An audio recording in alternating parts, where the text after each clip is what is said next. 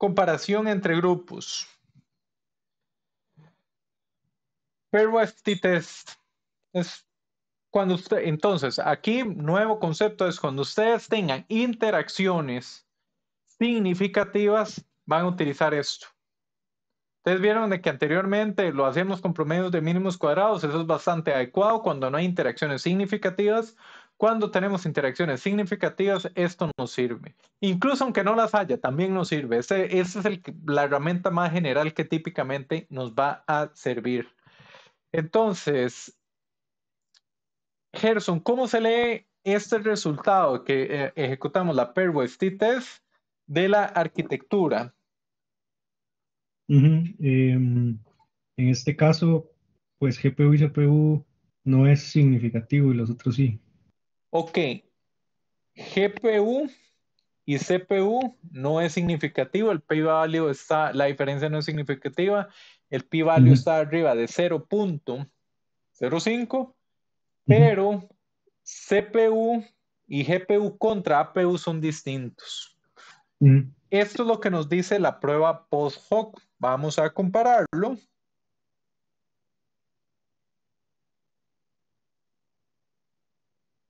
Vamos a compararlo con respecto al gráfico, a ver si tiene sentido lo que nos está diciendo. Vamos a ver.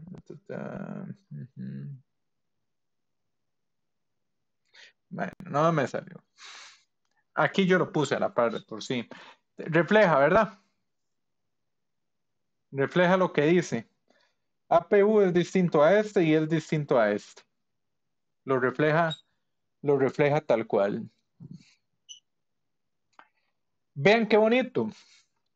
Voy a hacer comparaciones entre grupos de arquitectura y resolución por pares. Se visualiza de la siguiente manera. Tiro una tabla grandísima. ¿Tiene sentido comparar APU a una resolución contra APU a otra resolución? No.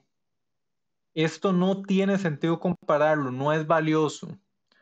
¿Cuáles son valiosas de comparar APU a esta resolución contra GPU a esa misma resolución?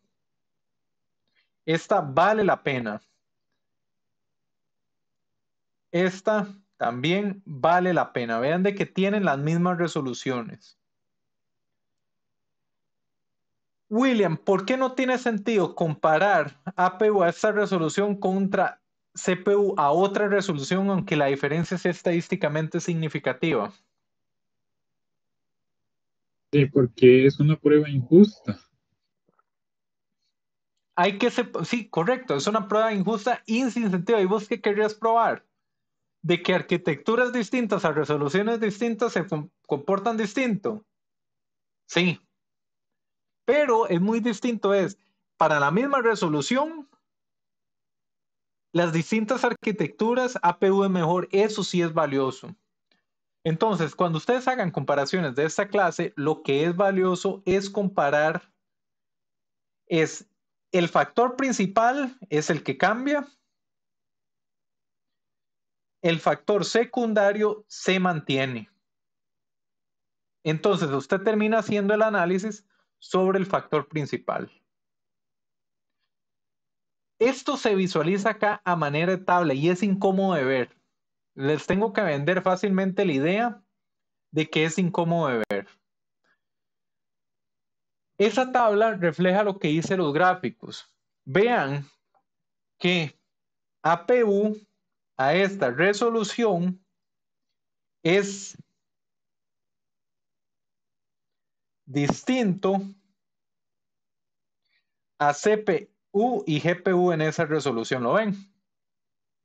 Y gráficamente se visualiza. Si lo ves acá, William, a esta resolución, APU es distinto a los otros. Es lo que se ve Sí, claro. en esta y en esta parte de la tablita. De hecho, los escenarios sin sentido, ves que en el gráfico ni se logran apreciar, William.